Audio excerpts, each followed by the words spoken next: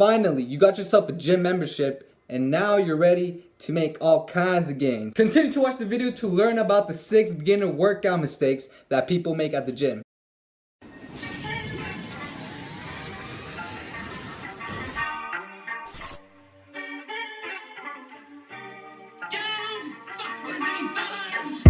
What's up guys, it's your host with the most, Lord Trunks, back at it again with these fitness daily videos. Today we're going to be discussing on the 6 beginner workout mistakes people make at the gym. Let's get this smacking. Let's start on the first on the list, which is not using full range of motion. You guys need to understand that when you're first beginning to work out and you're barely just a beginner, you definitely have to incorporate full range of motion and actually stretch the muscle out.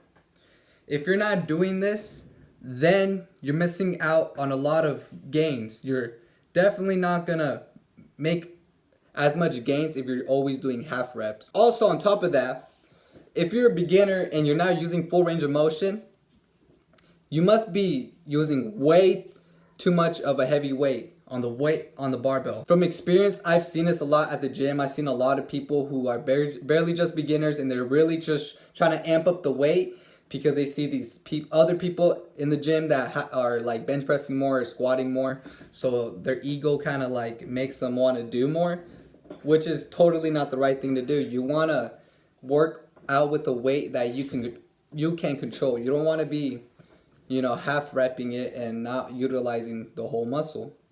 You're using more units, more muscle units. If you're actually doing the full range of motion, you're activating the muscle more if you're using the full range of motion. So make sure you're using full range of motion and that you're not always doing half reps. The second beginner workout mistake on the list is ignoring the big lifts. The squat, bench, and deadlift. Do not be intimidated approaching these lifts. You have to learn eventually on how to bench press, deadlift, and squat.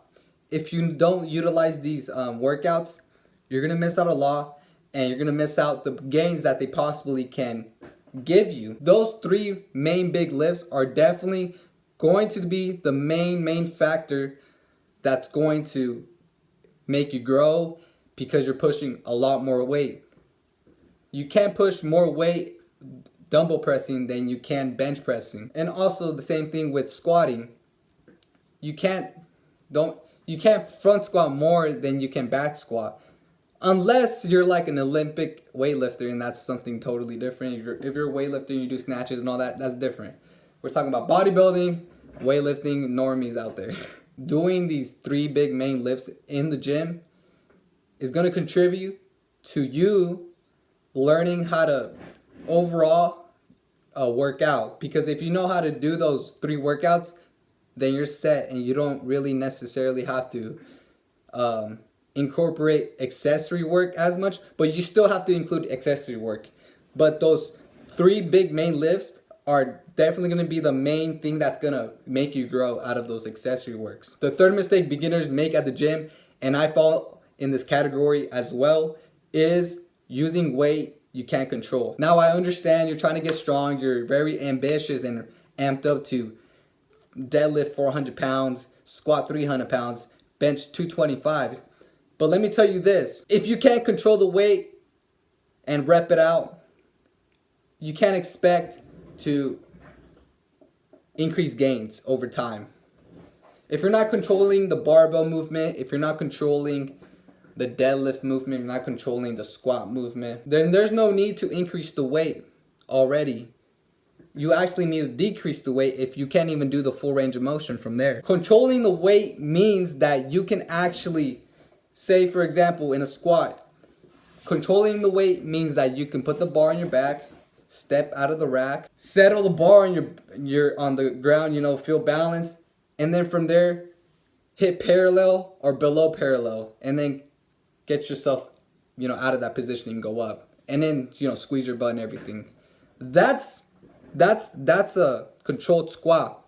If you're not hitting parallel in a squat and you're actually half repping it or whatever, or you're actually, the barbell isn't stable on your back and it's moving around, you can't, that's not controlling the weight. That means that weight is way too heavy for you. You're probably better off lowering down the weight and focusing on doing more reps with the lower weight instead of doing a 1 rep max. If it's not necessary, don't do it. If you're in a training cycle, you're doing a lot of reps, and I don't know where you hit a single for some reason, you just decided to hit a single for 1 rep max. It's not a good idea, because most likely you're not at your optimal level yet. You're not at your peak, so there's no reason of doing a single while you're doing reps, and in a cycle. I've seen this a lot. This is probably the biggest problem that happens in the gym. A lot of people ego lift. They try to lift weight that's way too high for them. They can't even control it, and that's a big problem that people need to address and people need to fix for themselves, because I actually suffered this problem with bench pressing. I never really did a full range of motion on the bench press. I always half repped it. But then I learned, I consciously told myself, hey, motherfucker, you have to use the full range of motion because you're missing out on gains, and also you're ego lifting. So that could you could get injured from that. But I talked myself out of it, and I finally started doing the full range of motion. And ever since that, I started applying perfect technique to everything. It doesn't matter what it was. The fourth mistake beginners tend to make is focusing way too much on the main lifts. Now guys, I know it's important to learn good technique on the flat bench press, learn good technique on the low bar squat, learn good technique on the conventional or sumo deadlift. I know that's very important, and you want to lift heavy also on top of that. But those lifts are not going to focus on your weaknesses. They're mostly gonna be focused on your strong points, and the accessory works are what's gonna help you focus on your weak points. Say like when you deadlift and you have a conventional stance, if your back is rounding, like if say you have perfect technique and your back is rounding from lifting heavy weight, that means your spinal erectors are probably the weak factor of your lift. That's what's affecting your lift.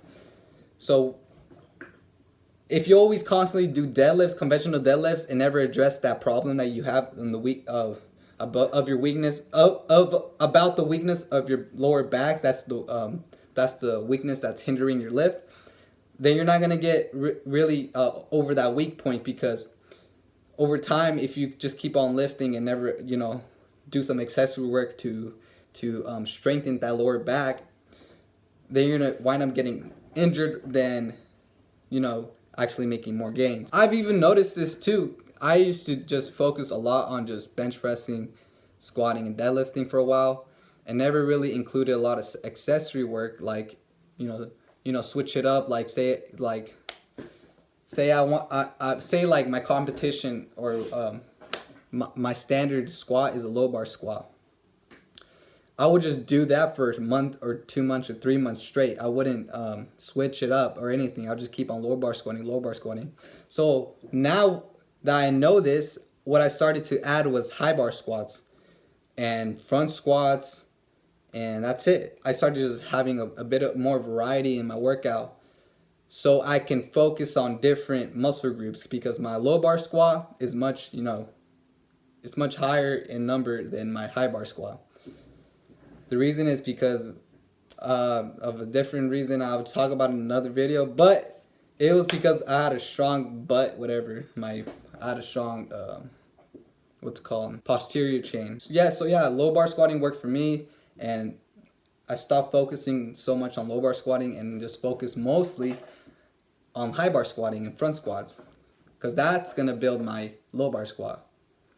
Also in the deadlift, I stopped sumo deadlifting for a while. I've actually focused more on the conventional deadlift because that's what I suck at. So I mix it up, do the opposite stance so I can get better at my sumo deadlift, because that's gonna increase my sumo deadlift doing conventional. Because I remember a while ago that my conventional, or actually yeah, a couple months back, my conventional was way down, and then I started doing sumo, and that was increasingly up. Like I started deadlifting more, and then after that, I stopped conventional deadlifting. And now I do it now because it's gonna help me out. I'm gonna get stronger. Number 5 mistake beginners make at the gym is not being intense enough. This is also a huge problem I see at the gym.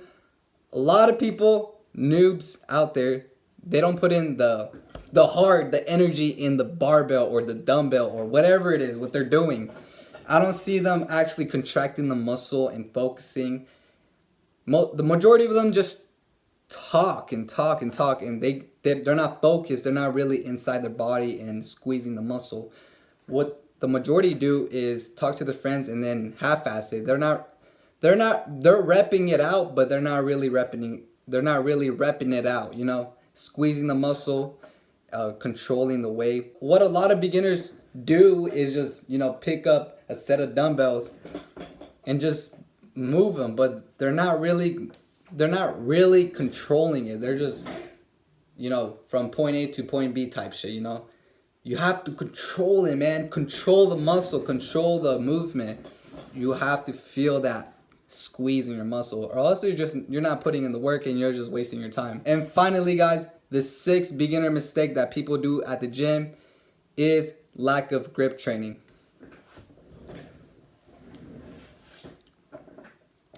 Grip training is very important.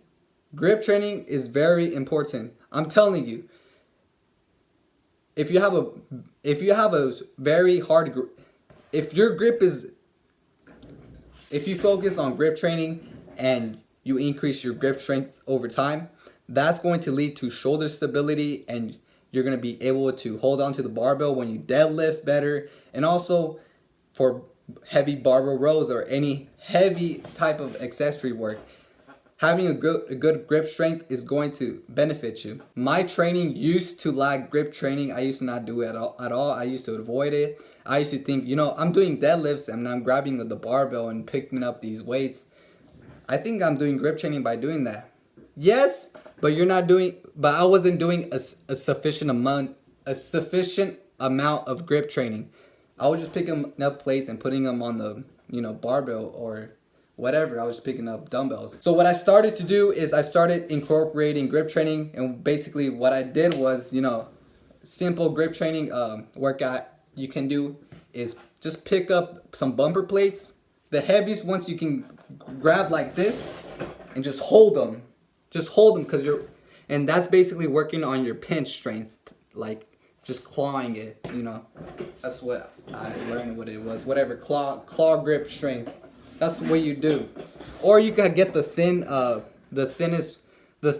plates, like they're more thinner, and use those, you know, get the heaviest ones you can grip like this, and that's more smaller, and that's a lot harder, I think it is. I hope you guys like this video. Make sure to comment down below, give this video a thumbs up, and I'll see you in the next fitness video. Lord Trunks out. Boom! Hey, get in my way and try to block me, I'ma show aggression. Slide on your block like Danny Glover with a lethal weapon. I fucked your thought, she gave me top, I guess that's my confession.